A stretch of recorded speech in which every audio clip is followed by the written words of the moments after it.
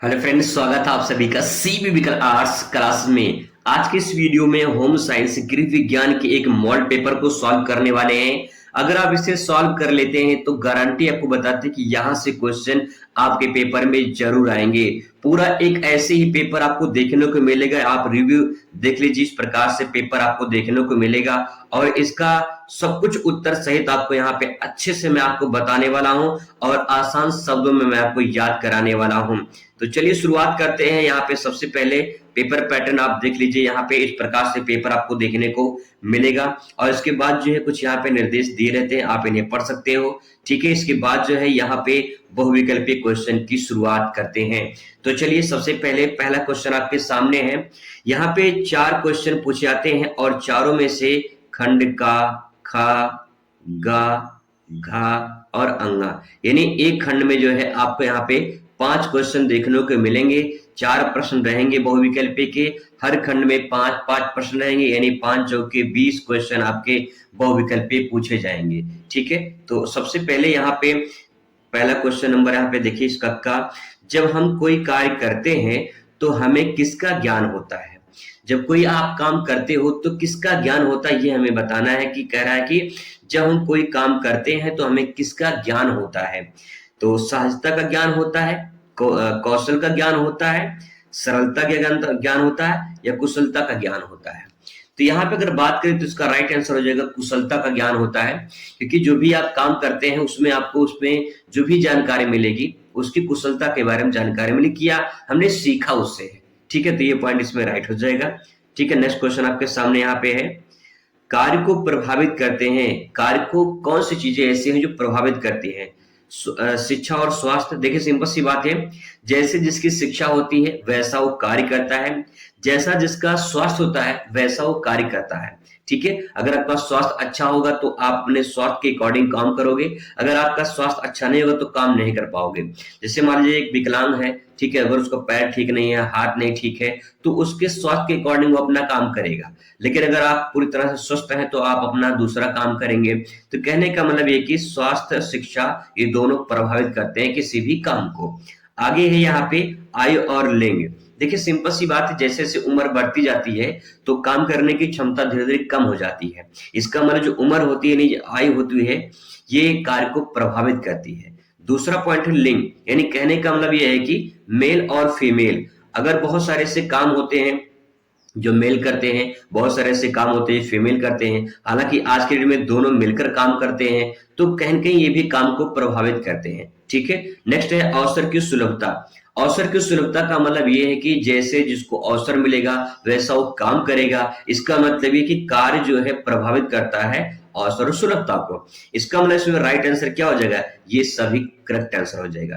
अब मैं छोटा सा आपको ट्रिक बता दूं यहाँ पे, जब किसी भी क्वेश्चन का चौथा वाला ऑप्शन अगर आपको ये सभी दिखाई दे, ठीक है, अगर आपको ये सभी दिखाई दे तो समझ जाइएगा कि ये वाला आंसर 99% सही है।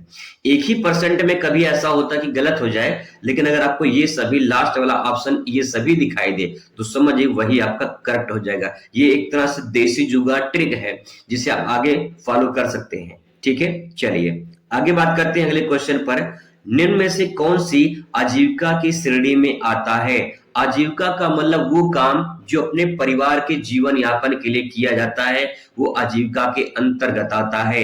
देखिए शिक्षक जो काम करता है वो आजीविका काम करता है, मतलब अपने पूरे परिवार का संचालन उसके आधार पर होता है। एक डॉक्टर, एक इंजीनियर। ठीक है, इसमें तीनों राइट हो जाएगा, तो इसका मतलब ये है कि ये सभी जो है इसमें करेक्ट आंसर हो जाएगा। ठीक है, चलिए ट्रिक फॉलो कर लीजिए, यहाँ पे काम देगा। अगले क्वेश्चन में बात करते हैं, आजीविका के चुनाव के लिए क्या जरूरी है। यहाँ पे सॉरी, जीविका के लिए चुनाव के लिए क्या जरूरी है। आजीविका और जीविका में अंतर इतना है कि जो जीविका होता है वो अपने ही जीवन यापन के लिए की जाती है, लेकिन आजीविका जो है वो पूरे परिवार को संचालन के लिए और परिवार की जो आवश्यकताएं उसको पूरा करने के लिए किया जाता है। तो ये छोटा सा अंतर है इसमें। तो इसमें देखिए, अभिरुचि की पहचान करना ये जीविका की चुनाव करता है। प्रतिभा, इच्छाओं का जो है पहचान करना ये होता है। व्यक्तिगत प्राथमिकताओं का पहचान करना, उपरोक्त सभी, इसका मतलब ये कि राइट आंसर ये हो जाएगा। ठीक है, अगले क्वेश्चन में बात करते हैं यहाँ पे भारत का परंपरागत व्यवसाय क्या है? तो भारत का परंपरागत व्यवसाय जो है वो कृषि रहा है, ठीक है। इसके बाद धातु शिल्प आया, फिर काष्ठ शिल्प आया, यानी ये राइट आंसर, ये सभी हो जाएगा। ट्रिक काम कर रहा होगा, आपको पता होगा, ठीक है। इस प्रकार से ट्रिक लगा सकते हो। निम्न में से कौन सा कार्य व्यवस्था का साधन है? तो कार्य व्यवस्था का साधन इसमें मानवीय मानवीय अथवा अमूर्त साधन है। जो कार्य व्यवस्था का साधन है वो मानवीय अमूर्त साधन है। अमूर्त का मतलब जो दिखाई ना दे, वो अमूर्त है, ठीक है। अमानवीय तथा भौतिक साधन, इसमें राइट आंसर ये दोनों हो जाएगा, ठीक है। चलिए अगले क्वेश्चन पे बात करते हैं। क्वेश्चन नंबर नेक्स्ट है, कार्य व्यवस्था का मुख्य उद्देश्य निम्न में से किसकी बचत करना है? तो देखिए समय की बचत करना ये इंपॉर्टेंट होता है। कोई भी आप काम कर रहे हैं तो आपका ये उद्देश्य होना चाहिए कि हम इतने समय में एक काम पूरा कर लें। तो कार्य व्यवस्था जो है समय की बचत, श्रम, यानी कोई भी इंसान चाहता है कि श्रम यानी मेहनत ज्यादा ना करना पड़े, कम श्रम में, श्रमलम मेहनत मजदूरी करके, तो यहाँ पे ये इसकी बचत हो जाए, धन की बचत हो जाए, पैसा ज्यादा खर्चा ना करना पड़े। राइट आंसर क्या हो जाएगा? ये सभी हो जाएगा, ठीक है। नेक्स्ट क्वेश्चन आपके सामने है, किसी भी कार्य को करने के लिए व्यक्ति में कौन से विशिष्ट गुण होने चाहिए? तो किसी भी काम करने के लिए व्यक्ति को शिक्षा जरूरी है, परिश्रम होना चाहिए, प्रतिभा कौशल होना चाहिए। राइट आंसर क्या हो जाएगा? ये सभी हो जाएगा। यहाँ पे ट्रिक काम कर रहा होगा, आप अच्छे से समझ पा रहे होंगे, ठीक है। अगला क्वेश्चन है, कार्य व्यक्ति को प्रदान करता है। कार्य व्यक्ति को क्या प्रदान करता है? अगर आप कोई काम करते हो तो वो व्यक्ति को क्या प्रदान करेगा? पहचान देता है भैया, सिंपल सी बात ये है। अगर कोई आप काम करते हैं तो काम से उसकी पहचान बनती है, ठीक है। तो काम अच्छा करना चाहिए जिससे पहचान बने दुनिया में। पहचान होगा, नाम होगा, उससे संतोष पैदा होगा, भैया मैंने जो किया है अच्छा किया है, और इसका मतलब ये है कि राइट आंसर ये सभी हो जाएगा, ठीक है। चलिए नेक्स्ट क्वेश्चन आपके सामने यहाँ पे आ चुका है। कह रहा है क्वेश्चन की गृह की सुव्यवस्था हेतु गृहिणी में कौन से गुण होना चाहिए? तो गृहिणी में कौन से गुण होना चाहिए, यानी जो घर होता है उसको सुव्यवस्थित बनाने के लिए गृहिणी में कौन से गुण होने चाहिए? तो कर्तव्यों का ज्ञान, भी जो उसका कर्तव्य है उसका ज्ञान होना चाहिए, उसका पालन करना चाहिए, जो भी उसके नियम कर्तव्य है उसको करना चाहिए, कार्यकुशलता अच्छी होनी चाहिए और परिश्रमी होना चाहिए। मतलब कुल मिला जुला के देखा जाए ये सभी इसमें राइट आंसर हो जाएगा। अगला क्वेश्चन आपके सामने यहाँ पे है, देश के कुछ क्षेत्रों में कौन सी फसल उगाई जाती है जिसमें विदेशी मुद्रा प्राप्त होती है? तो देश की अगर बात करें तो चाय हो गया, कॉफी हो गया, रबर हो गया, ये सब उगाई जाती हैं जिनसे विदेशी मुद्राएं विदेश में बेचकर पैसा कमाया जाता है। तो राइट आंसर ये सभी हो जाएगा, ठीक है। इससे बढ़िया ट्रिक और कुछ नहीं हो सकता है, ध्यान रखिएगा। अगला क्वेश्चन आपके सामने है, पोषण विज्ञान में किसका अध्ययन किया जाता है? तो पोषण विज्ञान में जो है पाचन का अध्ययन किया जाता है, अवशोषण का अध्ययन किया जाता है, पोषक तत्वों का अध्ययन किया जाता है। कुल मिला जुला के ये सभी राइट आंसर हो जाएगा। अगला क्वेश्चन आपके सामने यहाँ पे है, पोषण को निर्धारित करते हैं, पोषण को क्या निर्धारित करते हैं?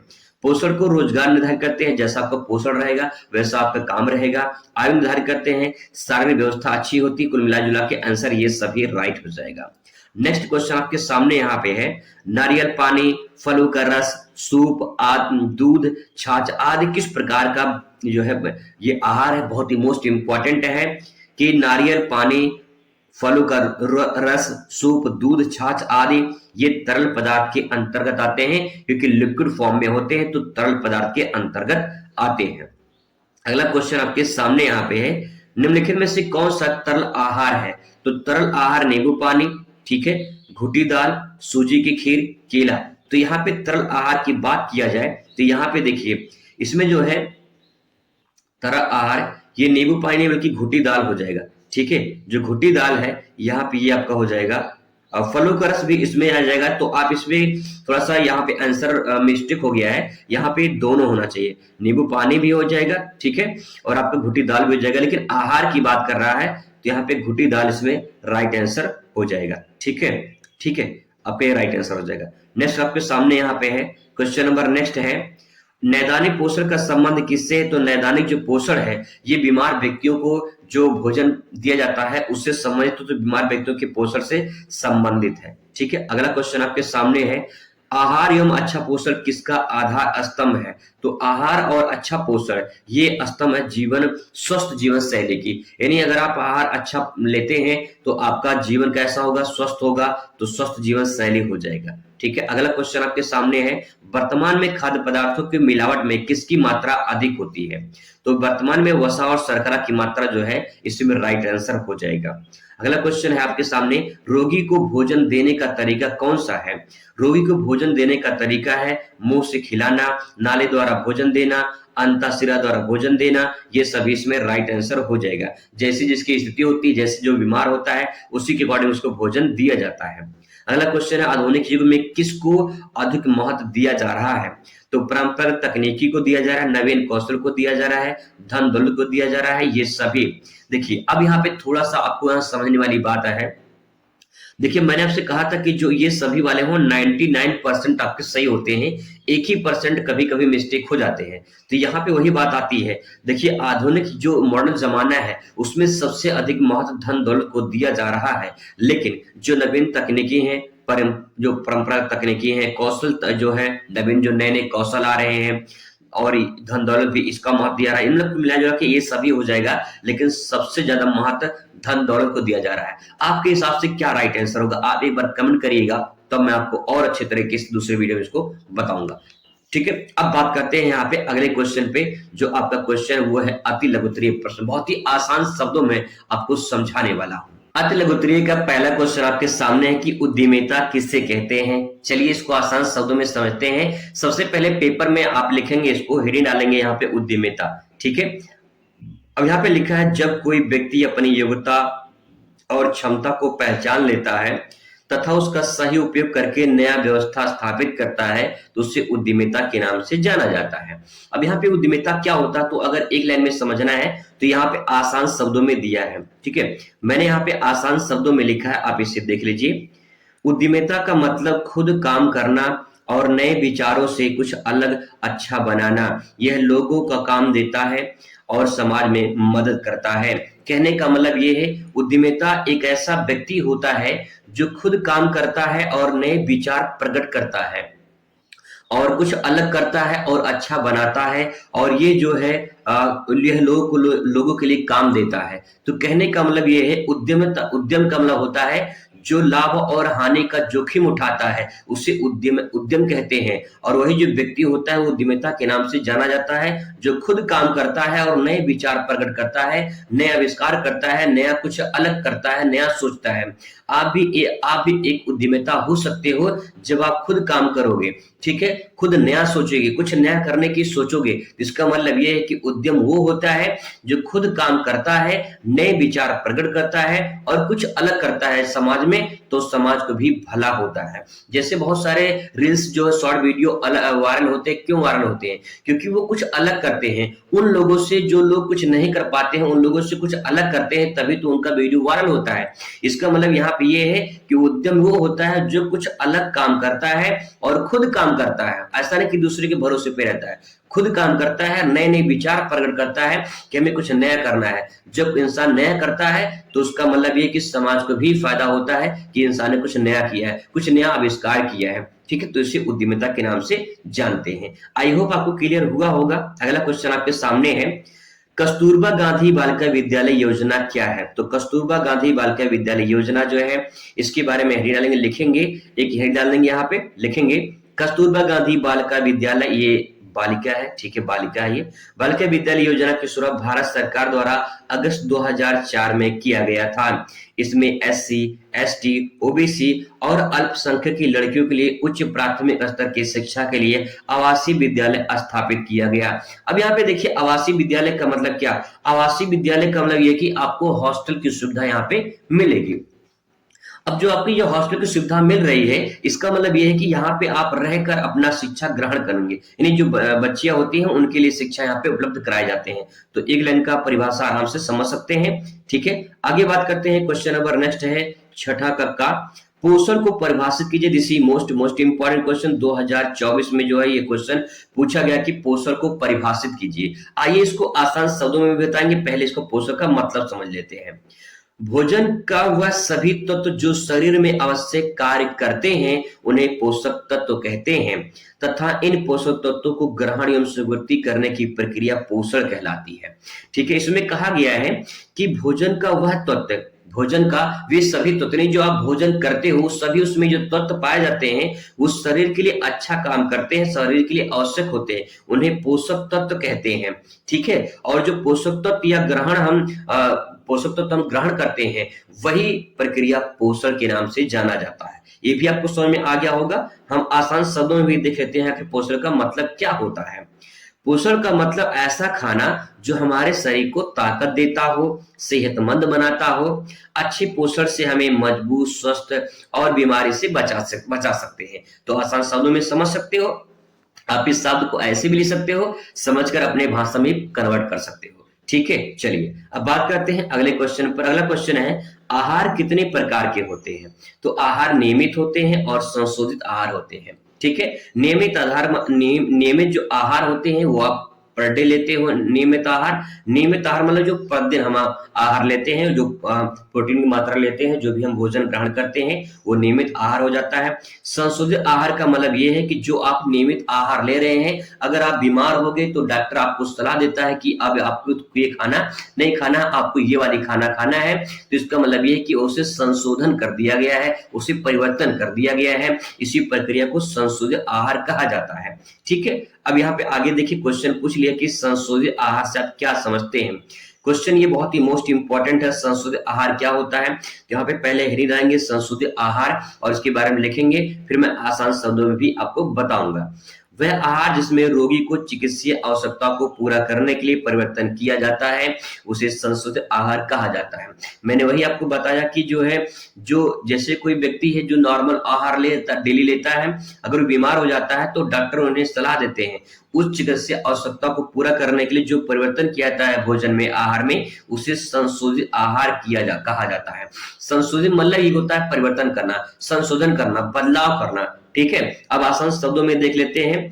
संशोधित आहार का मतलब ऐसा खाना जो हमारी सेहत के लिए बदला या तैयार किया गया हो, जैसे दूध से दही, गेहूं से रोटी, ये सब के संशोधित आहार के अंतर्गत आते हैं। ठीक है, चलिए आगे बढ़ते हैं।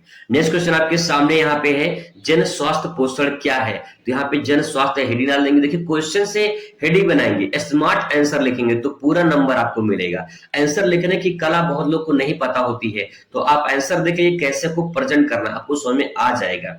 ठीक है, नेक्स्ट आपके सामने यहाँ पे लिखेंगे जन स्वास्थ्य पोषण अध्ययन का वह क्षेत्र है जो अच्छे स्वास्थ्य को बढ़ावा देने से संबंधित होता है। जन मतलब लोग होता है, स्वास्थ्य मतलब उनके स्वास्थ्य के बारे में बात कही जा रही है। तो जन स्वास्थ्य पोषण वह क्षेत्र होता है जहां पे अच्छे स्वास्थ्य को बढ़ावा दिया जाता है। ठीक है, आगे लिखेंगे इसका लक्ष्य अल्प पोषण तथा अति पोषण दोनों की रोकथाम करना, लोगों को अनुकूलतम पोषण का स्तर बनाए रखना, ये जन स्वास्थ्य का उद्देश्य होता है। ठीक है, आइए आसान शब्दों में समझ लेते हैं, सब कुछ क्लियर हो जाएगा। जन स्वास्थ्य पोषण का मतलब होता है पूरे समाज के लोगों को अच्छा खाना और सेहतमंद आते हैं उसको सिखाना। आप अच्छा खाइए, आपका सेहत अच्छा रहेगा। ठीक है, वो सिखाया जाता है कि भाई अच्छा खाना खाइए। ठीक है, ये सब लोग स्वस्थ रहें और बीमारियां कम रहें, इसे हम जन स्वास्थ्य पोषण के नाम से जानते हैं। आसान शब्दों में लिख के आसान शब्दों में आप जो है आप समझ सकते हो उसे। ठीक है, नेक्स्ट क्वेश्चन बात करते हैं। अगला क्वेश्चन आपके सामने है पोषण से संबंधित दो कारक बताइए। पोषण समस्या से संबंधित दो कारक बताना है। तो यहाँ पे पहले हेडिंग डालेंगे पोषण समस्या के दो कारक और पहले लिखेंगे इसमें अपर्याप्त भोजन। पोषण समस्या यानी जो आप ग्रहण कर रहे हैं, जो भोजन कर रहे हैं, उससे क्या समस्या हो सकती है, कोई समस्या बताइए। तो यहाँ पे देखिए अपर्याप्त भोजन, अगर आप अपर्याप्त भोजन लेंगे तो आपको दिक्कत हो जाएगी। पर्याप्त मात्रा और गुणवत्ता का खाना ना मिलना, ये सबसे बड़ी समस्या है पोषण का। ठीक है, बीमारियां, बार बार बीमार होने से शरीर पोषक तत्वों को सही से नहीं ले पाता है। ये दो कारण है, आसानी से लेके आप आसानी से समझ सकते हो। ठीक है, क्वेश्चन नंबर नेक्स्ट आपके सामने है बौनापन क्या है। आप में बहुत सारे ऐसे गर्ल्स होंगी जो बौनी होंगी, थोड़ा नाटी होंगी, है ना। अब यहाँ पे क्या लिखेंगे, बौनापन, हेडिंग डाल देंगे बौनापन, लिखेंगे शारीरिक विकास संबंध का एक विकार है जो बौनापन है ये शारीरिक विकास संबंधित एक विकार है। विकार मतलब एक कमी है, एक बीमारी है जिसमें शरीर की ऊंचाई नहीं बढ़ती है। भाई शरीर की ऊंचाई नहीं बढ़ेगी, सिंपल सी बात ये है कि अगर मान लो ये गर्ल्स है, ठीक है, ये गर्ल्स है, ठीक है, अब कोई गर्ल्स जो है इतनी लंबी है तो ये कहेंगे कि भाई जो है ये जो गर्ल्स है, ये मान लो ए है, इसका नाम बी है, तो जो ये वाली है नाटी है, बौनीपन है इसके अंदर, ठीक है, तो इसके अंदर बौनापन है, तो इसी को हम जो है बौनापन के नाम से जानते हैं। शरीर की ऊंचाई नहीं बढ़ती है। बौनापन से प्रभावित व्यक्ति की ऊंचाई देश के लोगों की ऊंचाई औसत से कम होती है। वही बात है कि ऊंचाई जो है थोड़ा कम होती है। आसान शब्दों की बात करें तो बौनापन का मतलब बच्चे की लंबाई उसकी उम्र के अनुसार कम होना, ठीक है। आपकी जो लंबाई है, आपकी उम्र बढ़ रही है लेकिन आपकी लंबाई जो है नहीं बढ़ रही, तो इसका मतलब बौनापन है।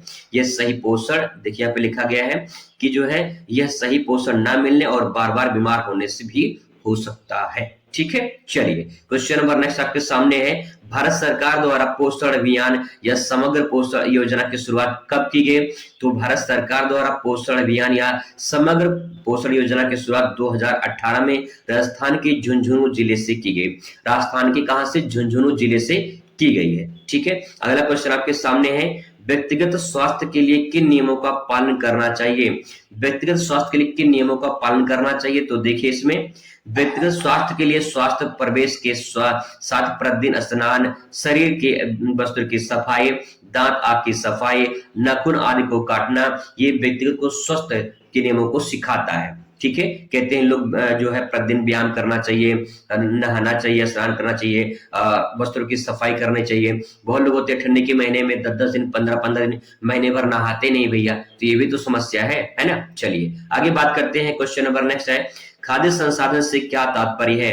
तो यही निकाल देंगे खाद्य संसाधन और उसके बारे में लिखेंगे। खाद्य संसाधन कच्ची सामग्री को तैयार कर अर्ध तैयार उत्पादन में बदलने के लिए उपयोग किए जाने वाली विधियों को या तकनीकी के समूह को खाद्य सामग्री के नाम से जानते हैं। अगर इस समझ में आ गया होगा तो बहुत अच्छी बात है, नहीं आया तो आसान शब्दों में देख लेते हैं।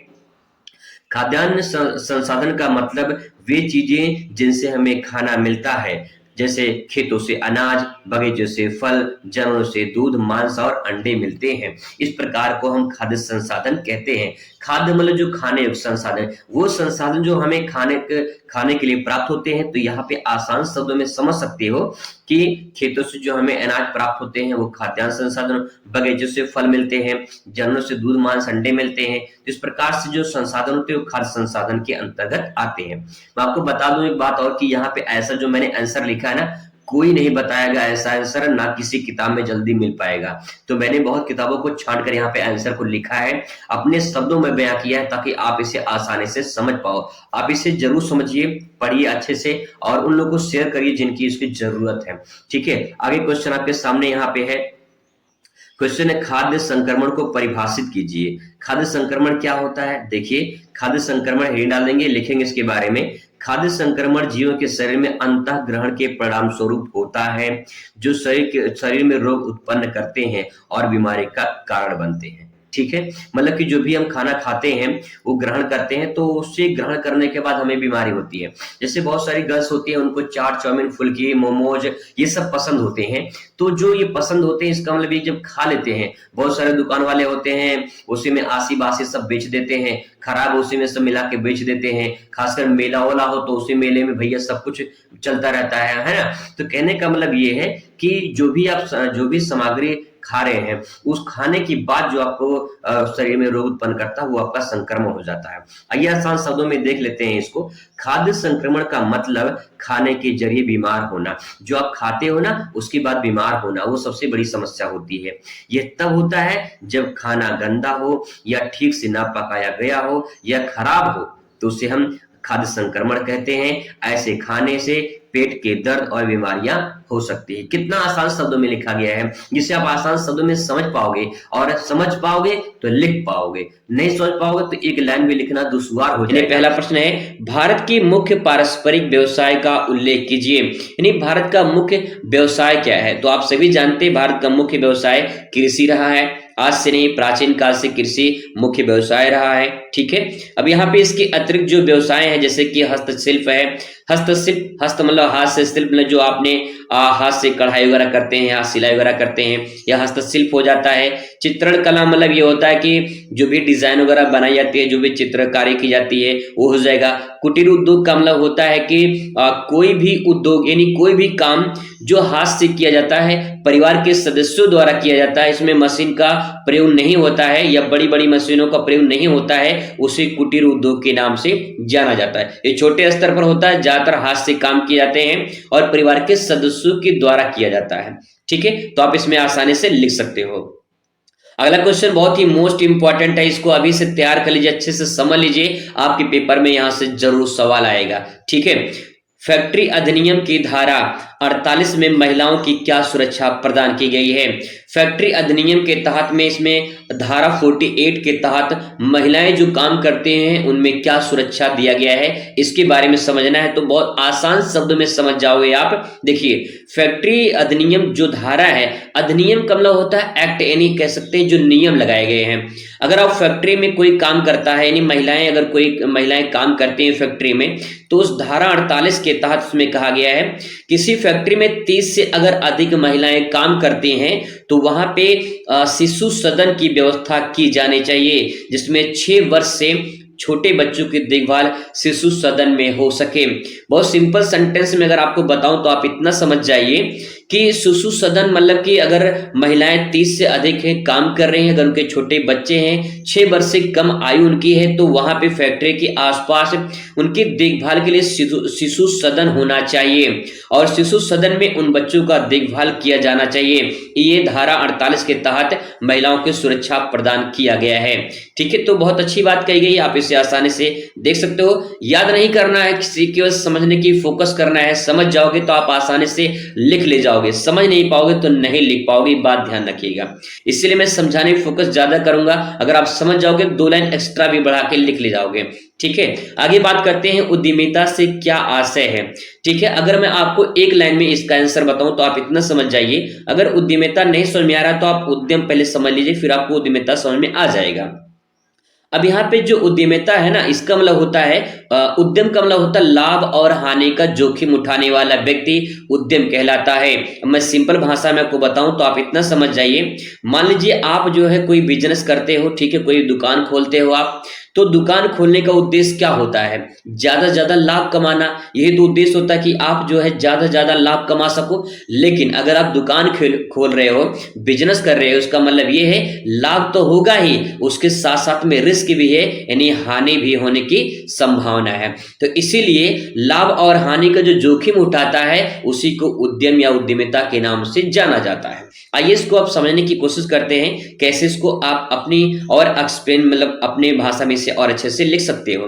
तो यहाँ पे लिखेंगे कार्य, मतलब कोई भी काम आजीविका या जीविका के क्षेत्र में उद्यमिता का आशय एक नए तथा नवीन उद्यम या सेवा स्थापित करने के कार्य से होता है।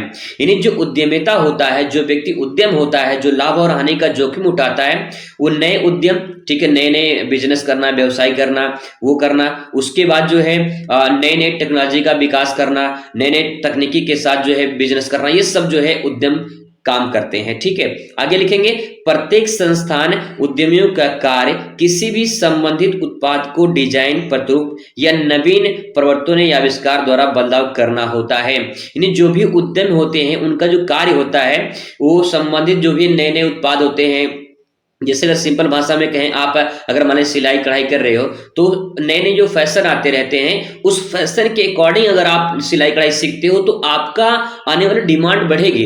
अगर आप पुराने जो डिजाइन है उसका अगर उसको सीखते हो तो आने वाले भविष्य में उसका डिमांड कम हो जाएगा, तो हो सकता है कि आपके व्यवसाय दुकान ना चल पाए। लेकिन आने वाले दिनों में फैशन को मद्देनजर रखते हुए जो प्रेजेंट टाइम में जो फैशन चल रहे हैं, अगर उसके अकॉर्डिंग अगर आप फैशन डिजाइन सीखते हो या फिर कुछ भी कोर्स करते हो तो का भविष्य में बेनिफिट मिलेगा। इसका मतलब ये है कि जो उद्यम होते हैं वो नए नए तकनीकी इस्तेमाल करते हैं, डिजाइन का प्रतिरूप बनाते हैं, नए नए आविष्कार से संबंधित कुछ काम करते हैं और उन्हीं को उद्यम के नाम से जाना जाता है।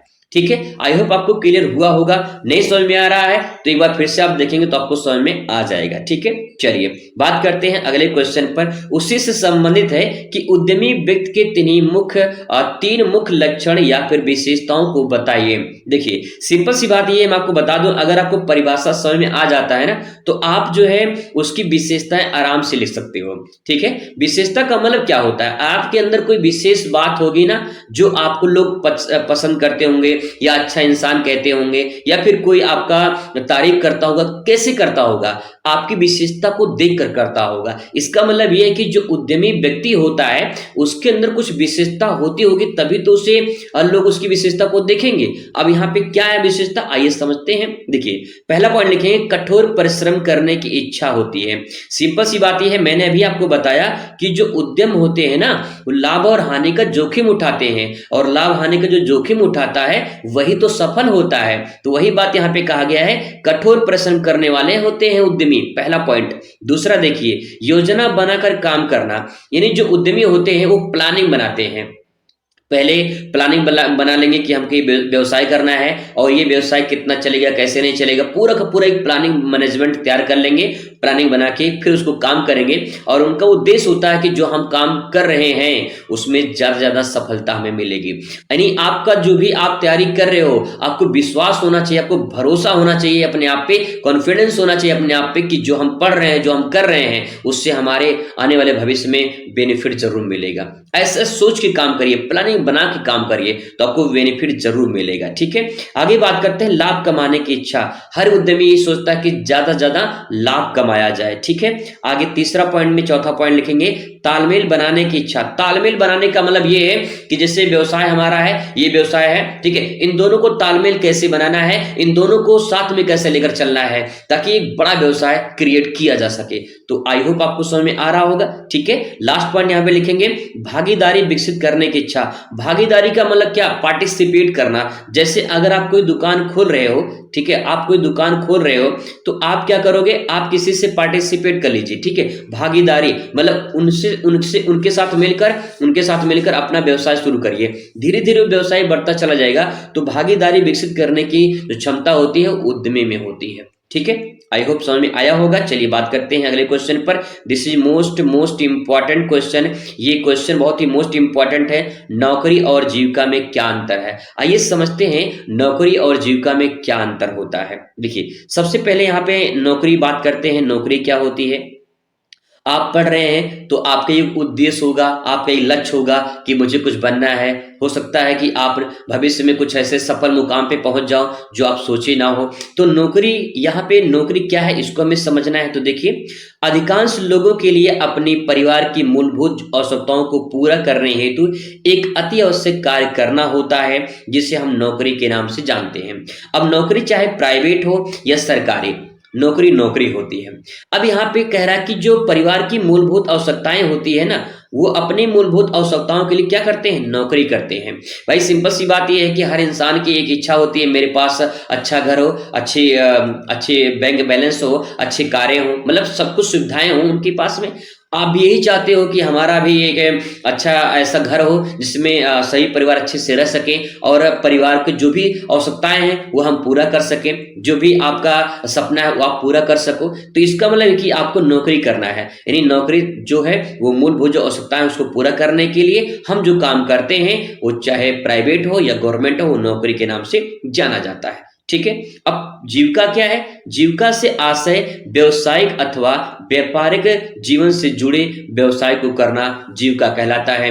जीविका का मतलब यहाँ पे हम व्यवसाय कर सकते हैं। ठीक है, अगर आप व्यवसाय करते हैं तो आप जीविका चला रहे हैं। ठीक है, कुछ लोग ऐसे होते हैं जो खेती करते हैं, सिर्फ अपने परिवार के जीवन यापन के लिए खेती करते हैं, लेकिन कुछ लोग ऐसे होते हैं जो खेती करते हैं ना वो बेचने के लिए काम करते हैं, मतलब कि बड़े से क्षेत्र में उनका खेती होता है और जो भी फसल उत्पादन होता है उसको मार्केट में बेचते हैं। इसका मतलब ये है कि यहाँ पे जो भी फसल उत्पादन होता है, जो भी व्यवसाय करते हैं वो व्यवसाय जीविका के लिए जब किया जाए तो वो जीविका हो जाएगा। और नौकरी जब परिवार की मूलभूत आवश्यकताएं जो हैं, अच्छी बैंक बैलेंस हो, अच्छी घर हो, अच्छी गाड़ियां हो, तो इन सबको पूरा करने के लिए हमें नौकरी की जरूरत पड़ती है। हालांकि व्यवसाय से भी ये सब आ सकता है लेकिन इसमें जीविका में अंतर इतना है कि हम अपने जीवन यापन के लिए जो काम करते हैं वो जीविका कहलाता है। ठीक है। चलिए अब बात करते हैं अगले क्वेश्चन पर। मोस्ट इंपॉर्टेंट क्वेश्चन है, गृहिणियां कौन होती हैं, परिवार की अर्थव्यवस्था में उनका क्या योगदान है।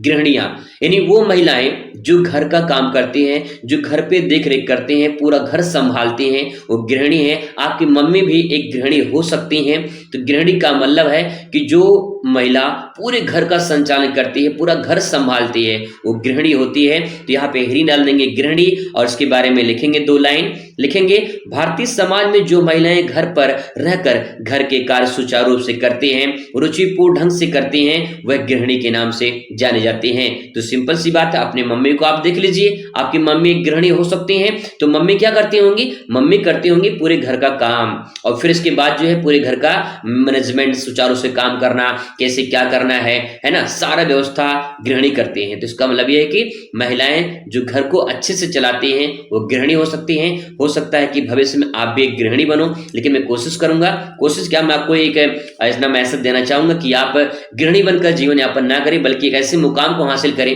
जो आपके अपनी जिंदगी में बनाया है, जिसको आप हासिल करना चाहते हो। ठीक है, चलिए अब बात करते हैं आगे पॉइंट पर, परिवार की अर्थव्यवस्था में गृहिणियों का क्या योगदान है। तो यहाँ पे अब आइए बात करते हैं कि परिवार की जो अर्थव्यवस्था होती है उसमें गृहिणियों का कितना योगदान होता है। भैया बहुत योगदान होता है, देखिए कैसे। गांव में गृहिणियां कृषि कार्य करके दूध, मत्स्य या पशुपालन आदि क्षेत्र में अपना कार्य करते देखी जाती हैं। यानी बहुत सारे गांव की महिलाएं होती हैं, अगर आप गांव से रिलेट होंगे तो आपको अच्छे से पता होगा।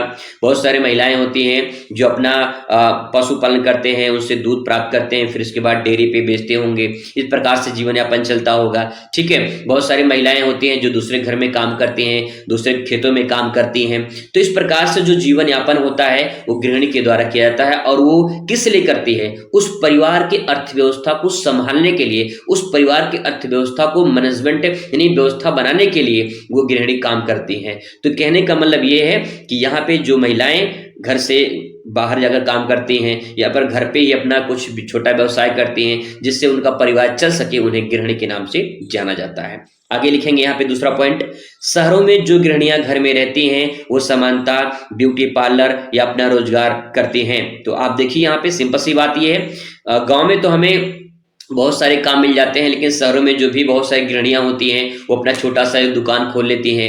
ज़्यादातर आप देख पाओगे कि ब्यूटी पार्लर इसमें कॉमन होता है। ब्यूटी पार्लर का जो ब्यूटिशियन कोर्स करके आप जो है अपना व्यवसाय कर सकते हो।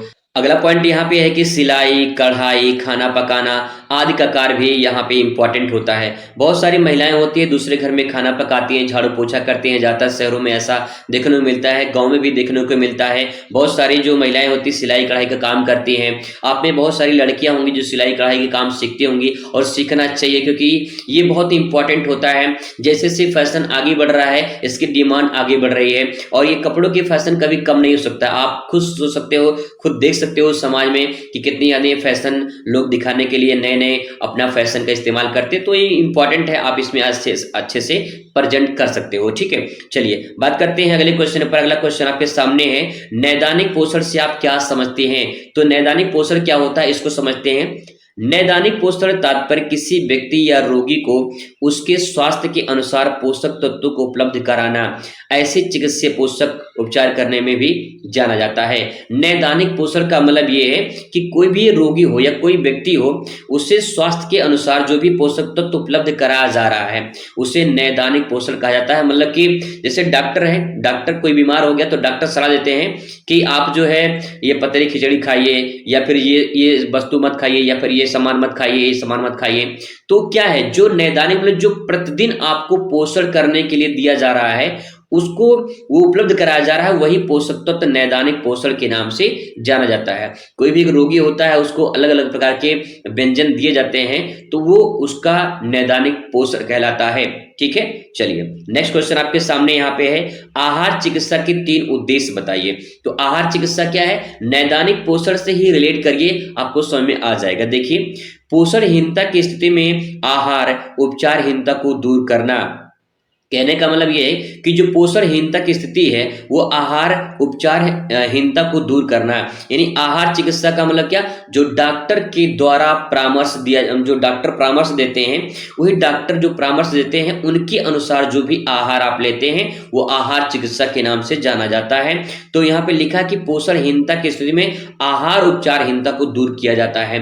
यानी जो भी आप चाट चाउमीन गोलगप्पे और मोमोज वगैरह ये सब खाते हैं ना, ये सब लड़कियों को ज्यादा पसंद होता है, गोलगप्पा वगैरह चाउमीन वगैरह, है ना। अब यहाँ पे देखिए सिंपल सी बात ये है कि यहाँ पे जो आप खा रहे हो वो आहार चिकित्सा नहीं है, वो भैया आपके पोषणहीनता मतलब आपको परेशान कर सकता है या बीमार हो सकते हो आप, उससे बहुत सारे से परेशानियां हो जाती हैं, दिक्कत हो जाती है।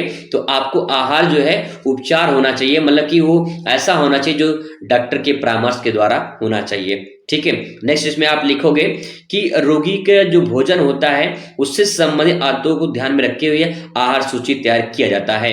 मतलब ये है कि जैसे नैदानिक पोषण होता है उसी प्रकार से नैदानिक पोषण जो होता है, जैसे डॉक्टर सलाह देते हैं, ऐसे ही रोगी का एक भोजन होता है और उस भोजन को देख कर ही, उसको ध्यान में रखकर ही भोजन तैयार करके उसको व्यक्ति को दिया जाता है। ठीक है, नेक्स्ट यहाँ पे लिखेंगे, अगला है रोगी की स्थिति को सुधारने या नियंत्रण रखने के लिए वर्तमान में आहार में परिवर्तन करना। यानी अगर कोई बीमार हो गया है तो उसको वही भोजन नहीं देना चाहिए जो पहले दिया जा रहा था, जिसके कारण उसका तबीयत खराब हो गया है, उसमें कुछ परिवर्तन करने की जरूरत है। ठीक है, इस प्रकार से आप समझ सकते हो। आहार विशेषज्ञों के अनुसार उपचार आहार के प्रकारों का विवरण दीजिए।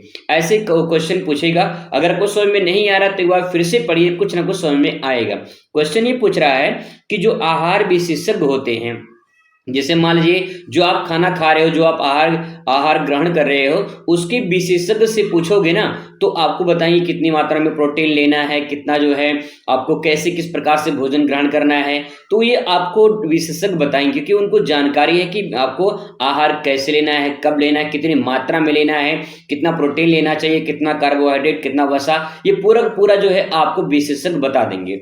इसका मतलब ये है कि आहार जो विशेषज्ञ होते हैं उनके अनुसार उपचार आहार का मतलब ये हो गया कि जैसे मान लो कोई बीमार व्यक्ति है, उस बीमार व्यक्ति को जो है जो आहार दिया जाएगा वो कैसे दिया जाएगा, कितनी मात्रा में दिया जाएगा, कौन सा आहार रहेगा, ये जो है उनके प्रकारों का जो है विवरण देना है, यही क्वेश्चन पूछ रहा है। ठीक है, आई होप आपको समझ में आया हो क्वेश्चन। अब बात करते हैं इसमें कैसे कैसे इसको हम आंसर को प्रेजेंट कर सकते हैं। तो सबसे पहले आप उत्तर लिखेंगे, पहला पॉइंट लिखेंगे इसमें पोषण संबंधी आहार में व्यक्ति की आयु जो होती है वो देखा जाता है, फिर इसकी स्थिति यानी क्या पोजीशन है भाई, कैसी क्या हालत है, फिर रोजगार, और फिर इसके बाद जो है लिंग, शारीरिक व्यवस्था आदि के ध्यान में रखकर जो है निर्धारित किया जाता है। अब कैसे किया जाता है आगे हम समझने वाले हैं।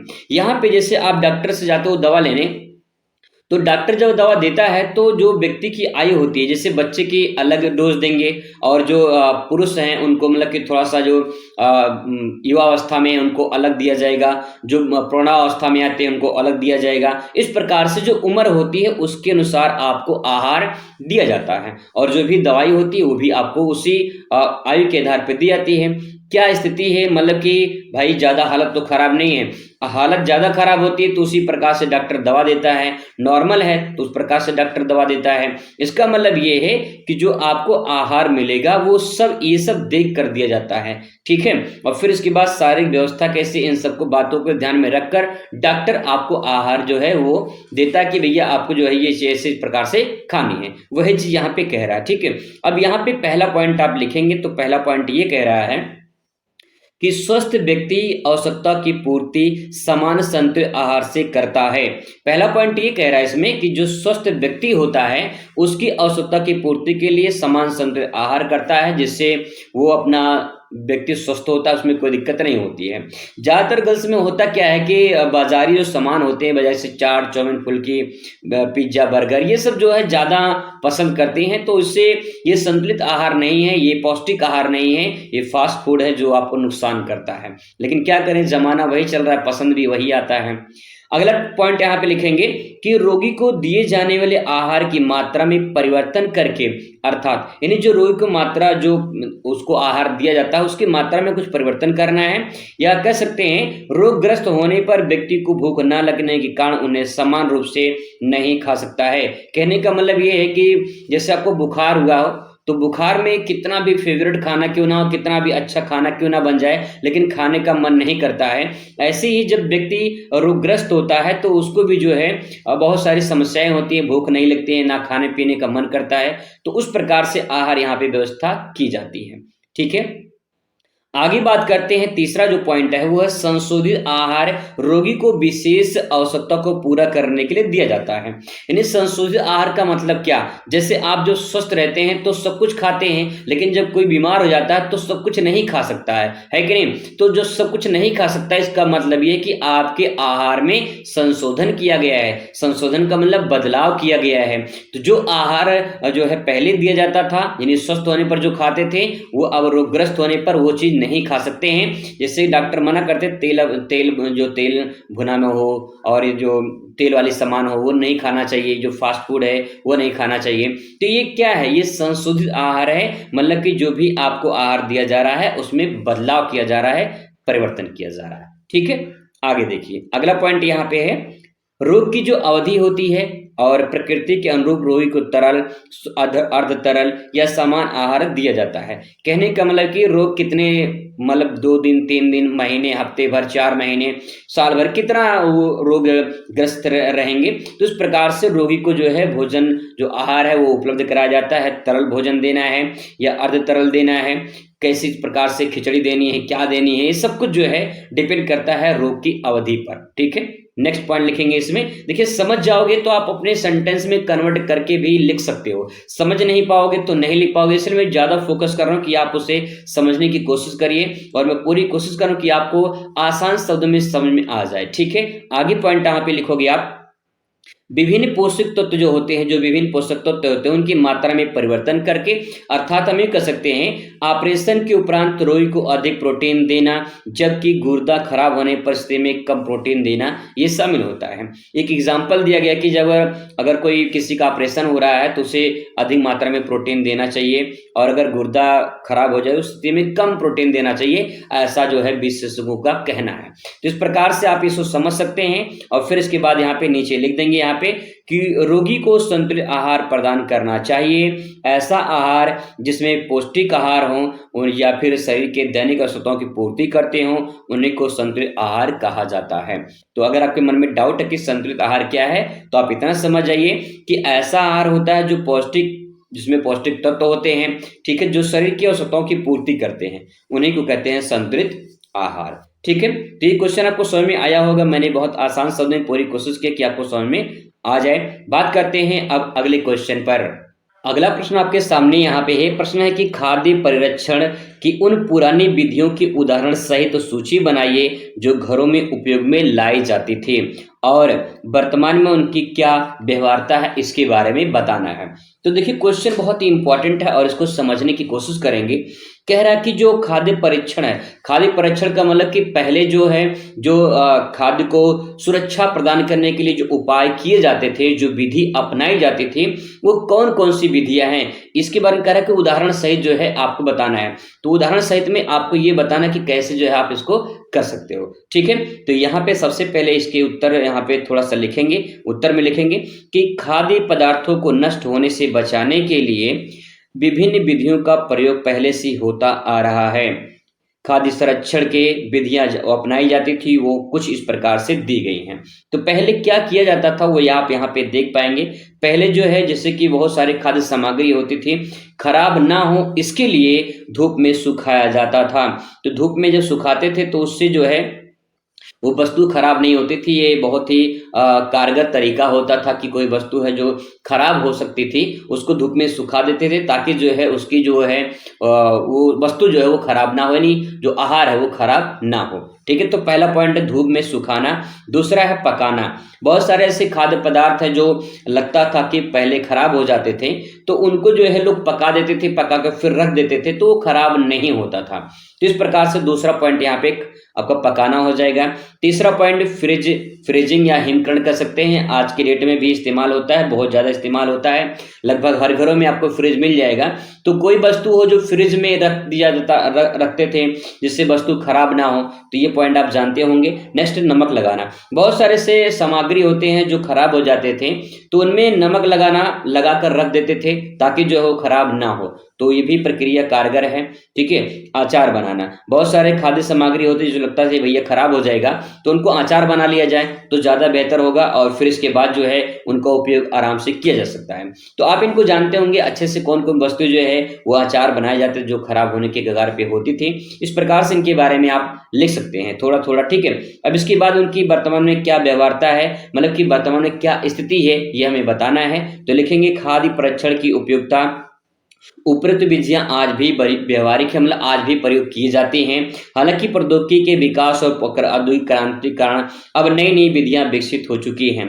कहने का मतलब ये है कि आज भी ये जो पुरानी चीजें हैं, जो पुरानी परीक्षण सुरक्षा संबंधी ये चीजें आज भी अपनाई जाती हैं, लेकिन आज इसके जो टेक्नोलॉजी नई नई है, ये जो मॉडर्न जमाना है, इस जमाने में बहुत सारी नई नई विधियां आ चुकी हैं ताकि वस्तु खराब ना हो, परंतु ये आजमाई और परखी तकनीकी आज भी उपयोग में लाई जा रही है। घरेलू स्तर पर यह विधियां सर्वाधिक और सरलता पूर्वक सुविधाजनक मानी जाती हैं। तो आप इस प्रकार से लिख सकते हो कि जो है आज के में कैसी स्थिति है और पहले क्या स्थिति थी, क्या उन विधियों को आज उपयोग किया जाता है, वो सब कुछ आप यहाँ पे समझ सकते हो। ठीक है, इसके बाद बात करेंगे अगले क्वेश्चन पर। तो अगला क्वेश्चन आपके सामने यहाँ पे है, खाद्य मानकों का सामान्य परिचय दीजिए।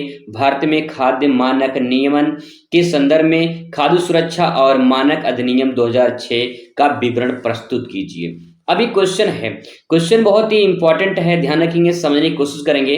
खाद्य मानक का सामान्य परिचय दीजिए, क्या होता है खाद्य मानक, आइए समझते हैं। तो सबसे पहले आप प्यारा सा हेडिंग डालेंगे खाद्य मानक का सामान्य परिचय, और उसके बारे में थोड़ा सा लिखेंगे। क्या लिखेंगे इसके बारे में, तो देखिए, खाद्य के प्रत्येक पहलू में एकीकृत गुणवत्ता लाने और स्वच्छ पौष्टिक खाद्य की आपूर्ति सुनिश्चित करने के अतिरिक्त देश के भीतर और देश के बीच व्यापार को बढ़ाने के लिए प्रभावी खाद्य मानकों और नियंत्रण प्रणाली को आवश्यकता होती है। इनके 4 मानक दिए गए हैं।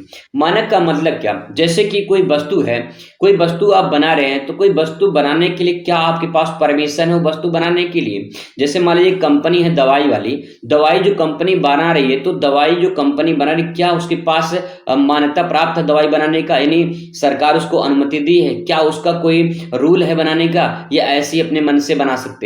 तो यहाँ पे जो भी है उसका एक मानक होना चाहिए। खाद्य सामग्री पर जो भी जितने भी सामान बनते हैं उनके पर एक मानक होना चाहिए कि जो है वस्तु कितनी मात्रा बन रही है, उसकी क्वालिटी क्या है, उसकी गुणवत्ता क्या है, इन सबको चेक किया जाता है, फिर उसका मानक तय किया जाता है। ठीक है, कि क्या वो अगर वस्तु कोई सेवन करता है, आहार ग्रहण करता है, तो क्या उसको नुकसान करेगा या नुकसान नहीं करेगा। हर चीज की एक्सपायरी डेट होती है, तो कब तक रहेगा एक्सपायरी डेट, वो सब कुछ तय किया जाता है इसमें। ठीक है, अब इसके बाद बताया कि इसमें 4 मानक है जो आप यहाँ पे देख पाएंगे। तो 4 मानक में पहला जो मानक है वो आपका यहाँ पे है कंपनी मानक। एक कंपनी मानक देती है, जैसे कि यह मानक कंपनी द्वारा अपने स्वयं के उपयोग के लिए बनाए जाते हैं, यानी कंपनी मानक तय करती है कि जो है ये कब तक हम इसको उपयोग कर सकते हैं, ये कंपनी मानक बनाती है।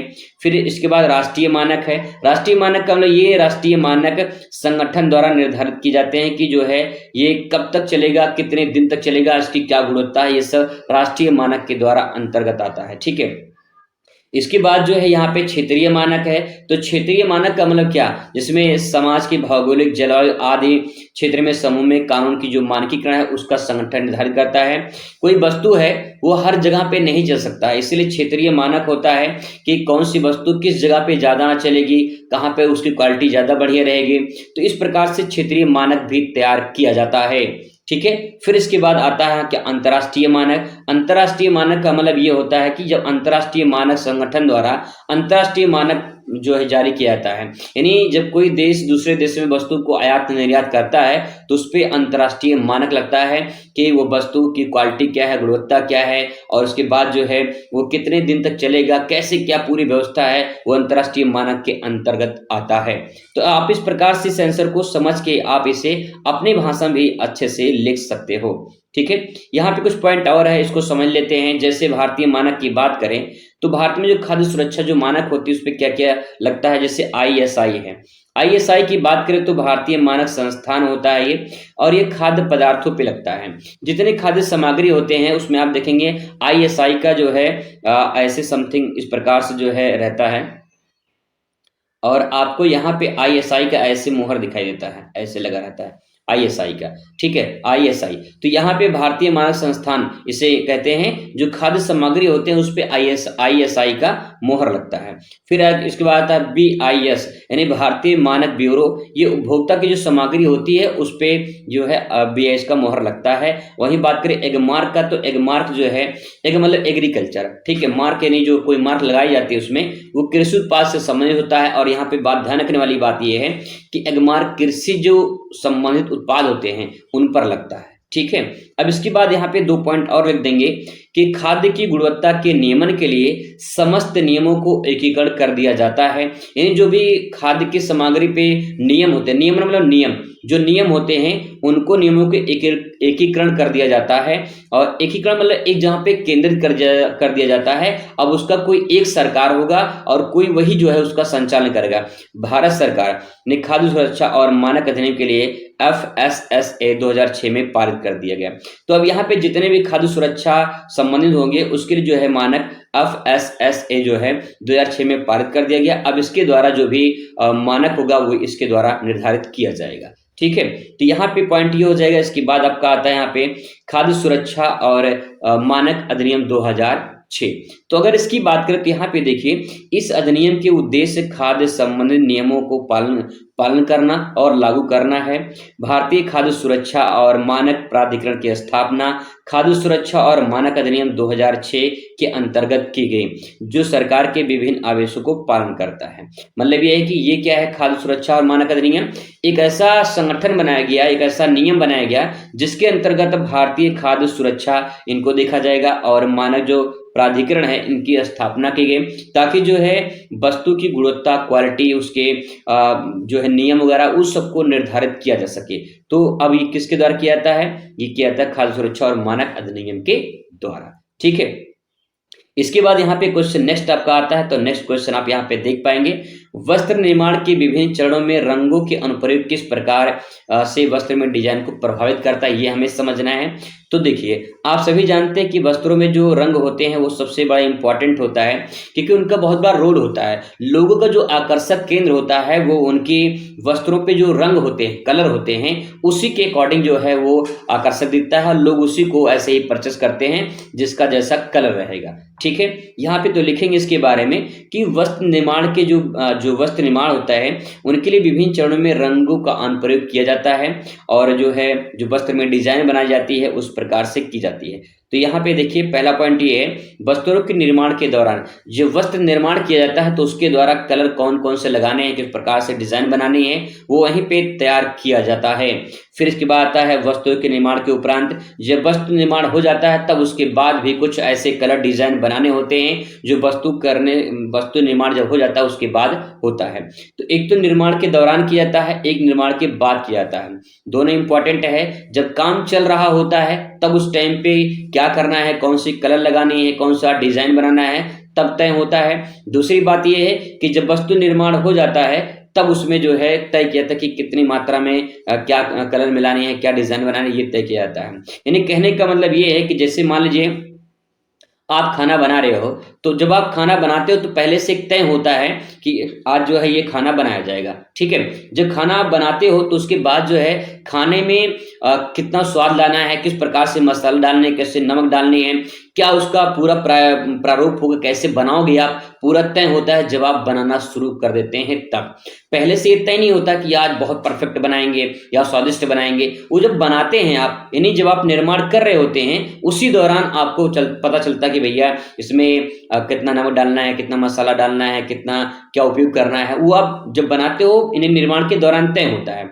जब बन जाता है तब इसके बाद मान लो नमक कम हो गया तो थोड़ा नमक मिला देते हैं। इसका मतलब ये है कि जब वस्तु बन जाता है तब उसमें जो है आप काम करते हो। तो वही बात यहाँ पे कहा गया है। नेक्स्ट है धागे के निर्माण के दौरान।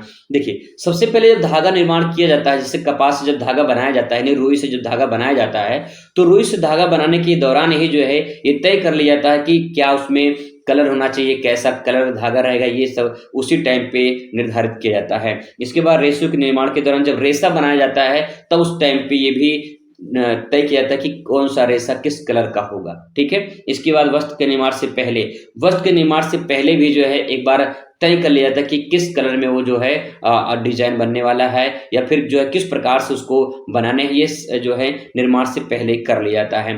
तो देखिए पहला पॉइंट ये हो जाएगा कि जब धागे का निर्माण होता है तब, पहला पॉइंट। दूसरा, जब रेशे का निर्माण होता है तब, और एक वस्तु बनाने से पहले, यानी जो वस्त्र है वो बनाने से पहले, और फिर निर्माण के दौरान, और फिर निर्माण के बाद। ऐसे आप इस प्रकार से याद करेंगे तो आपको दिक्कत नहीं होगी, समझ जाएंगे आसानी से, ठीक है। अब बात करते हैं अगले प्रश्न पर। तो अगला प्रश्न आपका यहाँ पे है, फैशन की प्रमुख विकास की रूपरेखा कीजिए। तो देखिए फैशन का जमाना है और फैशन में हर इंसान अपने आप को दिखाना चाहता है, तो खासकर लड़कियों के सिवाय तो भाई फैशन के बारे में कोई बता नहीं सकता है, ठीक है। तो यहाँ पे आप समझने की कोशिश करिएगा, आपको अच्छे से पता होगा कि फैशन के जमाने में कैसे अपने आप को लोग दिखाते हैं, ठीक है। तो यहाँ पे क्वेश्चन ये है कि, या फिर पूछ सकता है कि युवाओं के लिए किन्हीं 2 कार्यक्रमों के बारे में बताइए। तो ऐसा कुछ आपको एक क्वेश्चन बनाना है। फैशन के बारे में आप एक बार पढ़ लीजिएगा, आपको पता चल गया होगा, ठीक है। और यहाँ पे युवाओं के 2 कार्यक्रम बताना है, तो उसमें से मैंने कई सारे कार्यक्रम लिखे हैं, जैसे कि राष्ट्रीय सेवा योजना, जिसे एनएसएस के नाम से जानते हैं, राष्ट्रीय स्वयं सेवा जो है योजना ये भी है, और स्काउट गाइड ये भी है, राष्ट्रीय एकता का प्रोत्साहन ये भी है, राष्ट्रीय युवा कार्यक्रम, ये कुछ ऐसे कार्यक्रम हैं जो युवाओं के लिए चलाए जाते हैं। तो इसमें से 2 कार्यक्रम पूछेगा, आप इसमें से 2 कार्यक्रम कोई भी लिख सकते हो, ठीक है। अब इसके बाद आता है आपका नेक्स्ट क्वेश्चन यहाँ पे कि रेस्टोरेंट जो होता है, रसोई घर में, इन दोनों में क्या अंतर होता है, इसकी कार्यप्रणाली को समझाना है, ठीक है। तो रेस्टोरेंट और रसोई घर, इसमें हमें समझाना कि आखिर क्या अंतर होता है। सबसे पहले आप यहाँ पे हेडिंग डालेंगे, यहाँ पे लिखेंगे रेस्टोरेंट, ठीक है। रेस्तरां लिखने के बाद जो लिखेंगे इसमें कि जो रेस्तरां होता है, यानी रेस्टोरेंट जिसे कहते हैं, इसकी विभिन्न प्रकार के खाद्य और पेय पदार्थों उपलब्ध करता है। यानी जो रेस्टोरेंट होते हैं, ग्राहकों को विभिन्न प्रकार के जो खाद्य सामग्री होते हैं, आप कभी रेस्टोरेंट पे गए होंगे, आपको पता होगा, तो आप वहां पे जाएंगे तो आपको कई प्रकार के आइटम वहां पे मिल जाएंगे। जो आपको पसंद है, जो मेन्यू कार्ड होता है, उस मेन्यू कार्ड को निकालिए और आप ना ऑर्डर दीजिए, आपके सामने वो चीज बनकर आ जाएगा। तो कहने का मतलब ये है कि आपको रेस्टोरेंट में जो है विभिन्न प्रकार के आपको वहां पे खाद्य सामग्री मिल जाएंगे, और पेय पदार्थ मतलब कि कोल्ड ड्रिंक में कई सारी वैरायटी मिल जाती है, बहुत सारी चीजें होती हैं जो पेय पदार्थ में मिल जाती हैं। तो कहने का मतलब है कि रेस्टोरेंट क्या है, तो आप बता सकते हो कि रेस्टोरेंट एक ऐसा जो है क्षेत्र होता है, या फिर एक ऐसा जो है शॉप होता है जहां पे लोग जाकर अपने विभिन्न प्रकार के खाद्य सामग्री उपलब्ध मतलब प्राप्त कर सकते हैं। दूसरी बात ये, कई प्रकार के जो वहाँ पे पेय पदार्थ भी आपको वहां पे मिल जाएगी। तो ये पॉइंट हो गया आपका रेस्टोरेंट का। अब इसके कार्य क्या हैं, आइए इसको समझ लेते हैं फटाफट। तो देखिए, एक रेस्तरां खाने की मेज, कुर्सियां, अन्य फर्नीचर के साथ आकर्षक प्लेट, थाली, साफ सुथरे सुसज्जित कमरे होते हैं। यानी जो रेस्टोरेंट होता है वो आप जानते होंगे, आपने देखा होगा, रेस्टोरेंट में बहुत सारी मेज कुर्सियां लगी रहती हैं। आप जाइए, बैठिए, और इसके बाद जो है आप ऑर्डर दीजिए, जो भी आप ऑर्डर देंगे वो आपके सामने वो बढ़िया से आ जाएगा, ठीक है। डिपेंड करता है कि आप किस रेस्टोरेंट में गए हैं। वीआईपी में जाएंगे तो आपको और सुविधा मिलेगी, कहीं यार नॉर्मल में जाएंगे तो वहाँ पे कम सुविधा मिलेगी। तो डिपेंड करता है कि रेस्टोरेंट में जो है, अगर आप वीआईपी में गए हैं तो आपको और सुविधा वहाँ बेहतरीन मिलेगी, ठीक है। तो आप पॉइंट यहाँ पे लिख सकते हो। दूसरा पॉइंट आप यहाँ पे लिखेंगे कि जो रेस्टोरेंट होता है इसमें विभिन्न प्रकार के कर्मचारी कार्य करते हैं। जैसे कि अगर बात करें कि इसमें प्रबंधक होते हैं, और सभी क्रियाकलाप जो है उसके द्वारा संचालित किए जाते हैं। तो यहाँ पे जो भी देखिए, वहां पे जो रेस्टोरेंट होता है ना, उसका एक मैनेजर होता है, यानी प्रबंधक होता है। वो पूरे के पूरे मैनेजर जो होते हैं उसी पूरे रेस्टोरेंट को देखते हैं कि क्या मेनू में, कार्ड में क्या आज बनानी है, किस प्रकार से कितने कर्मचारी रखनी है, पूरा व्यवस्था मैनेजमेंट। भाई प्रबंधक को क्या कहते हैं, मैनेजमेंट कहते हैं। तो पूरा जो मैनेजमेंट है वो रेस्टोरेंट का वो मैनेजर करते हैं। तो ये पॉइंट आप यहाँ पे लिख सकते हो। नेक्स्ट है, यहाँ पे लिखेंगे कि रेस्टोरेंट जो होता है इसमें प्रत्येक कर्मचारी को प्रेम भाव और शालीनता का व्यवहार करते हैं। भाई रेस्टोरेंट में जो होते हैं, आप जाओगे प्रेम से, बड़ी प्रेम से, कुछ लोग होते हैं बड़ी प्रेम से बोलते हैं, क्या चाहिए सर, क्या चाहिए मैम, ऐसे बोलते हैं। फिर इसके बाद जो है शालीनता से जो भी आप कहेंगे वो लेकर आएंगे, और फिर इसके बाद जो है वहां पे जो प्रेम भावना होती है वो ज्यादा होना चाहिए। क्योंकि अगर आप ग्राहक से प्रेम से नहीं बात करेंगे तो ग्राहक भैया भाग जाएगा, और एक बार चला गया तो फिर दोबारा वापस नहीं आएगा, क्योंकि गुस्से में गया है। तो इसीलिए शालीनता से प्रेम भाव जो है होना चाहिए। रेस्टोरेंट में ऐसा होना चाहिए, और ऐसा देखने को मिलता भी है। वही बात करते हैं अब रसोई घर की। काम क्या है रसोई घर में, तो देखिए, रसोई घर का वह स्थान होता है जहां भोजन तैयार किया जाता है। भाई देखिए, सिंपल सी बात है, मैं आपको सिंपल भाषा में समझाऊं तो मान लीजिए कि एक ऐसा ये बड़ा सा रेस्टोरेंट है, ठीक है, ये बड़ा सा रेस्टोरेंट है। अब यहाँ मान लीजिए रेस्टोरेंट है, तो यहाँ पे जो है आपको साइड साइड में यहाँ पे जो है आपको दिखाई देगा कि यहाँ पे मेज कुर्सी लगी हुई है, ठीक है। यहाँ पे आपको जो है दिखाई देगा यहाँ पे कि मेज कुर्सी लगी हुई है। इस प्रकार से मान लीजिए कि यहाँ पे जो है मेज कुर्सी लगी हुई है, ठीक है। अब मेज कुर्सी यहाँ पे लगी हुई है, तो आप यहाँ पे बैठेंगे आराम से। तो अब यहाँ पे क्या हो रहा है कि यहाँ पे रेस्टोरेंट में एक कोने कहीं खाना बनता होगा रेस्टोरेंट में, ठीक है। तो जहां खाना बनता है वो रसोई घर हो गया। रसोई घर आपके घर में भी होगा जहां खाना बनता है। तो रसोई घर है क्या? जहां भोजन तैयार किया जाता है। इसका मतलब ये है कि एक रेस्टोरेंट में रसोई घर भी होता है जहां भोजन तैयार किया जाता है, ठीक है। लेकिन बस अंतर इतना है कि रेस्टोरेंट में आपको सारी चीजें आपको यहाँ पे मिल जाएंगी। तो यहाँ पे वही चीज यहाँ पे कह रहा है कि रसोई घर वह स्थान होता है जहां भोजन तैयार किया जाता है। अब इसकी में कार्य प्रणाली क्या है तो देख लीजिए। आजकल सभी बड़े होटल, रेस्टोरेंट, घर विभिन्न प्रकार के खाद्य पदार्थों या फिर उन्हें अलग अलग तैयार करने के लिए अनुभाग होते हैं। इसमें मिष्ठान भंडार होता है, शुभ विभाग होता है, बेकरी होता है। ये अलग अलग प्रकार के वहां पे बनाए जाते हैं। तो सिंपल भाषा में कहें कि रसोई घर होटल में भी होता है, रेस्टोरेंट में भी होता है, घर में भी होता है। जहां पे आपका खाना तैयार किया जाता है वो रसोई घर है। और एक रसोई घर होटल में भी होता है, रेस्टोरेंट में भी होता है, ठीक है। नेक्स्ट है, ये सभी अनुभाग रसोई घर से जुड़े होते हैं जहां सभी खाद्य पदार्थ तैयार किए जाते हैं। वही बात यह है कि होटल में अगर है रेस्टोरेंट, जैसे होटल में है रसोई घर, भाई सिंपल सी बात, रसोई घर होगा तो रसोई घर होटल से जुड़ा हुआ है, रेस्टोरेंट होटल रसोई जो घर है उससे जुड़ा हुआ है। इसका मतलब ये है कि सारी चीजें रसोई घर से जुड़ी होती है क्योंकि रसोई घर में ही भोजन तैयार किया जाता है, ठीक है। नेक्स्ट आपके सामने क्वेश्चन, यहाँ पे अगला क्वेश्चन है, उपभोक्ता की मुख्य समस्याओं के विस्तार से विवरण दीजिए, या उपभोक्ता की 5 समस्याएं कौन से हैं इनके बारे में समझना है। तो देखिए, उपभोक्ता मतलब क्या होता है? जो किसी वस्तु का उपभोग करता है या ग्रहण करता है, सेवन करता है, उसी को उपभोक्ता के नाम से जाना जाता है। अब उपभोक्ता हम सब क्या है? हम सब उपभोक्ता हैं। हम किसी न किसी वस्तु का उपभोग करते ही करते हैं। तो हम सब क्या है? उपभोक्ता हैं। तो क्या समस्याएं उत्पन्न होती है उपभोक्ता के साथ में? पहला, मिलावट की समस्या। बहुत सारे जो है लोग हैं जो मिलावट करते हैं। आप जैसे कि होली है, दीपावली है, खासकर दीपावली के त्यौहार पे बहुत ज्यादा लोग मिष्ठान का उपयोग करते हैं। तो उसमें मिष्ठान में बहुत सारे मिलावट होती है और मिलावट के उसी टाइम पे लोग ज्यादा खरीदते हैं। तो जैसा जो पाए वैसा बना देता है, मिला के चाहे जो मिला दे, और उसके बाद जो अपना बेच देते हैं। लोगों को पैसा कमाने से ये रखता है कि हमें पैसा कमाना है, क्या मिला रहे हैं क्या नहीं मिला रहे हैं, किसको नुकसान पहुंचेगा, इससे कोई फर्क नहीं पड़ने वाला किसी को। इसीलिए यहाँ पे सबसे बड़ी समस्या मानी जाती है मिलावट की समस्या। दूसरा है उपभोक्ता को जानकारी का अभाव। जो वस्तु आप खरीद रहे हैं वो वस्तु की जानकारी आपको कम है, तो ये भी पॉइंट जो है एक समस्या है कि आपको खराब वस्तु दे देगा या फिर आपको नकली वस्तु दे देगा। आपको जानकारी नहीं है, अभाव है, यानी कमी है जानकारी की। इसका मतलब है कि आपको असली के चक्कर में नकली दे देगा, पूरा दाम असली का ले लेगा। इसका मतलब ये कि जानकारी आपको नहीं होता है, ये पॉइंट हो जाएगा। नेक्स्ट है कम माप तौल। कम माप तौल का मतलब ये है कि आपने कोई सामान खरीदा, मान लो आपने 1 किलो चीनी खरीदा। 1 किलो चीनी में जो है वो 900 ग्राम चीनी दिया, 100 ग्राम काट लिया, या 100 ग्राम जल्दीबाजी में तौल के दे दिया, आप 100 ग्राम नहीं देखे। इसका मतलब ये है कि वो कम माप तौल किया है। ऐसे न जाने कितने कस्टमर के साथ, उपभोक्ता के साथ करता होगा, और ऐसे ही दिन भर में जितना करेगा उसका उतना कमाई हो जाएगा। तो ये कम माप तौल में भी एक तरह से उपभोक्ता की समस्या मानी जाती है।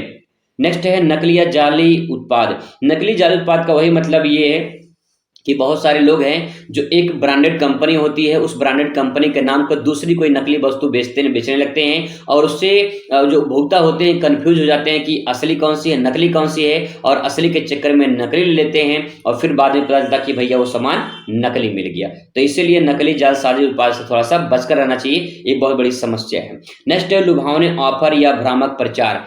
आज की डेट में सोशल मीडिया पे बहुत सारे ऐसे प्रचार आते हैं कि आपको लुभावना ऑफर देंगे कि गेम खेलिए और करोड़ों रुपया पाइए, लाखों लखपति बनिए। इस प्रकार से लुभावने ऑफर आते हैं। बहुत सारे और ऑफर आपको दिए जाते हैं, बहुत सारे मार्केट में ऑफर मिलते हैं। तो ये जो लुभावने ऑफर होते हैं इससे थोड़ा बचकर रहना चाहिए। कहीं न कहीं जो ऑफर आपको दिया जा रहा है उसके पीछे क्या मंशा है ये भी थोड़ा सा आपको देख लेना चाहिए कि क्या भाई इंसान को इतना सस्ता क्यों बेच रहा है, इतना लुभावना ऑफर क्यों दे रहा है, उसके पीछे क्या मंशा उसकी है, ये पीछे उसकी क्या कहानी है ये समझ जाना चाहिए, लेकिन कस्टमर नहीं समझ पाते हैं और फिर ठग जाते हैं। तो ये बातें ध्यान रखिएगा, कुछ इंपॉर्टेंट बातें हैं जो आप अच्छे से लिख सकते हो। इसके बाद आपसे क्वेश्चन पूछेगा, नेक्स्ट है जनसंपर्क कार्य के सिद्धांत क्या हैं, अथवा करके पूछ लेगा कि जनसंपर्क के प्रकार, गतिविधियों के प्रमुख क्षेत्र व सिद्धांतों का उल्लेख कीजिए। ऐसा क्वेश्चन पूछेगा तो सबका आंसर एक ही होगा, तो यहाँ पे हेडिंग बना के लिखेंगे जनसंपर्क के प्रकार। प्रकार मतलब ही कार्य होता है, इसमें कंफ्यूजन वाली बात नहीं है, प्रकार मतलब ही कार्य होता है, ठीक है। अब इसके बारे में क्या लिखेंगे, लिखेंगे इसके बारे में जनसंपर्क का मतलब क्या, जनसंपर्क, जन मतलब क्या होता है लोग, लोगों से संपर्क करना, लोगों से जुड़ना, लोगों से मिलना। जैसा सोशल मीडिया है, अगर कोई किसी गाना वायरल हो जाता है तो लोग उससे जुड़ जाते हैं, लोग देखते हैं उसे, इसका मतलब है कि जनसंपर्क सोशल मीडिया बहुत बड़ा एक कारण माना जाता है, ठीक है।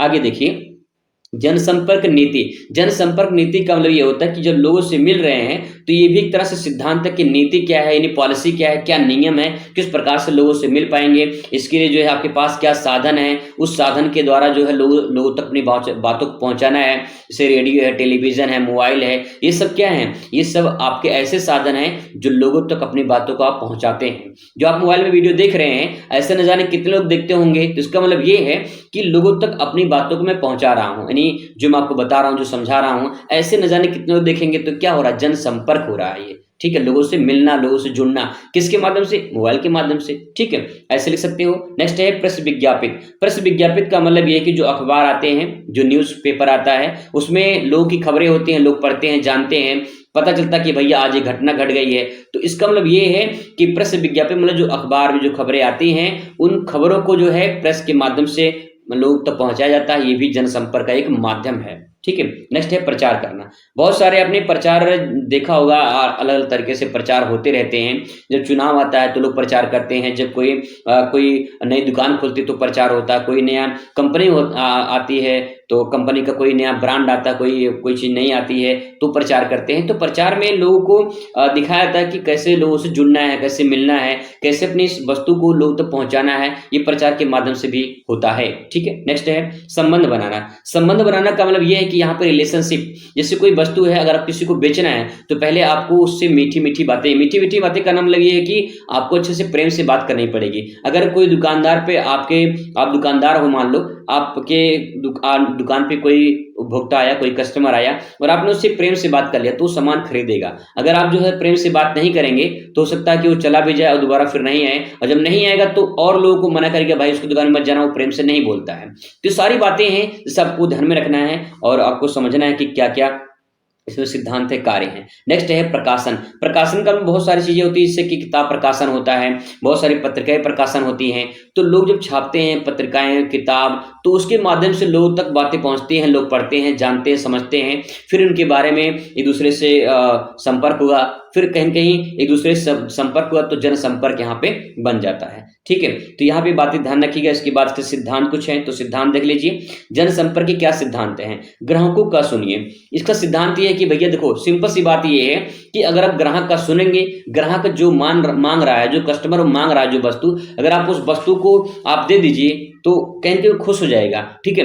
वो वस्तु जो मांग रहा है वो वस्तु आप नहीं दे रहे हैं और फिर कह रहे हैं भाई ये वस्तु बहुत अच्छी है, इसके जगह आप ये ले लो, वो बहुत बढ़िया है, इसका मतलब आप उसको लुभावना ऑफर दे रहे हैं और हो सकता है कि वो पसंद ना कर पाए उसको, ठीक है। तो वही बात यहाँ पे, ग्राहक जो कह रहा है उसको सुनिए, उनकी बातों को सुनिए, क्योंकि ग्राहक भगवान के समान होता है, ऐसा लोग मानते हैं, ठीक है। नेक्स्ट है जनता को सच बताइए।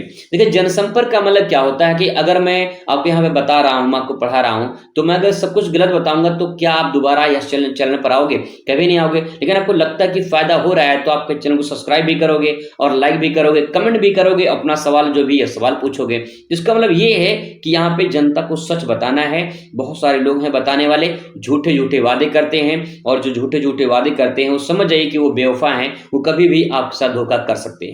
नेक्स्ट है आने वाले कल के लिए प्रबंध कीजिए। मतलब कि जो भी आपको भविष्य में करना है, जैसे 2025 में बोर्ड परीक्षा में टॉपर बनना है तो अभी प्रबंध कर लीजिए, अभी मैनेजमेंट बना लीजिए, टाइम बना लीजिए, कैसे कितना पढ़ना है, कितना घंटा टाइम देना है, क्या कैसे हमको सिलेबस को पूरा करना है, ये सब कुछ आप प्रबंध करिए, नहीं मैनेजमेंट करिए, तब जाके आप बोर्ड परीक्षा में अच्छे नंबर ला पाओगे। तो आगे कल की भविष्य की जो है थोड़ा सोचिए, चिंता करिए उसकी। चिंता मतलब कि सोचिए कैसे करना है, क्या करना है, प्लानिंग बनाइए, ठीक है, नियम बना लीजिए कि ये बस 2 घंटा 3 घंटा पर डे पढ़ना है तो पर डे पढ़ना है, ठीक है। शांत, धैर्यवान और प्रसन्नचित्त रहिए। देखिए सिंपल सी बात है, मैं लास्ट में अपने वीडियो में ऐसा कहता हूँ, खुश रहिए, मस्त रहिए और ज़िंदगी में स्वस्थ रहिए। देखिए जीवन में बहुत दुःख है, अगर देखा जाए तो बहुत दुःख है और हर लाइफ में किसी न किसी की कुछ न कुछ टेंशन है, दुःख है, धोखा है, प्यार है, मोहब्बत है, सब कुछ है यहाँ पे। तो कहने का मतलब कि आप शांत रहिए और बड़ी ही प्रेम से दुनिया को देखिए, समाज को देखिए। हर दुनिया एक दूसरे से किसी न किसी से जलन की भावना है, ईर्ष्या की भावना है और उसी में लोग एक दूसरे से दुखी हैं। तो प्रसन्नचित्त रहिए, खुश रहिए, मस्त रहिए। कोई लाइफ में ऐसा टेंशन मत लीजिए जिससे आपको भविष्य में कोई प्रॉब्लम हो, जिससे आपको दुःख हो। ये सब बातों को ध्यान में रखिए और अपना बेहतरीन तरीके से काम करिए। आपका काम जो है जिस दिन दिखेगा उस दिन दुनिया सलाम करेगी। ठीक है, आगे लिखेंगे इसमें, काम द्वारा सिद्ध कीजिए। किसी को कहने का नहीं है कि मैं ये कर सकता हूँ या मैं कर सकती हूँ, आप खुद करिए। ठीक है, और जिस दिन आप करके दिखा दोगे उस दिन वो लोग जो कहेंगे कि आप कुछ नहीं कर सकते हो, उन्हीं के मुंह पे तमाचा रहेगा। ये बात ध्यान रखिएगा, मेहनत इतनी खामोशी से करो कि कामयाबी शोर मचा दे। तो ऐसे ही मेहनत करना है और आपको ध्यान में रखना है कि आपको काम के द्वारा दुनिया को दिखाना कि मैं भी कुछ कर सकती हूँ, ऐसा अपने दिमाग में रखिए। और ऐसा अगर आप करके दिखा दोगे तो दुनिया आपको कहेगी भाई इंसान के अंदर कुछ दम है और करके दिखा दिया। ठीक है, तो यहाँ पे क्वेश्चन आगे आएगा, यहाँ पे आगे है, बच्चे युवा और संवेदनशील क्यों होते हैं, अथवा बच्चे युवा वृद्धजनों के संस्थानों और कार्यक्रमों के प्रबंधन के क्षेत्रीय करियर बनाने के लिए आपको किन किन जो है कौशल जानकारी की आवश्यकता होती है, इसके बारे में बताइए। लंबा चौड़ा क्वेश्चन है, बस इतना ध्यान रखें कि बच्चे युवा और वृद्धजन क्यों संवेदनशील होते हैं। इंपॉर्टेंट क्वेश्चन है, पूछ सकता है, इसको आप तैयार कर लीजिएगा। ठीक है, तो इतने सारे क्वेश्चन जो है मैंने आपको तैयार करवाया है, आई होप आपको समझ में आया होगा। ठीक है, चलिए मुलाकात करेंगे अगली वीडियो में, तब तक खुश रहिए, मस्त रहिए और जिंदगी में स्वस्थ रहिए। धन्यवाद।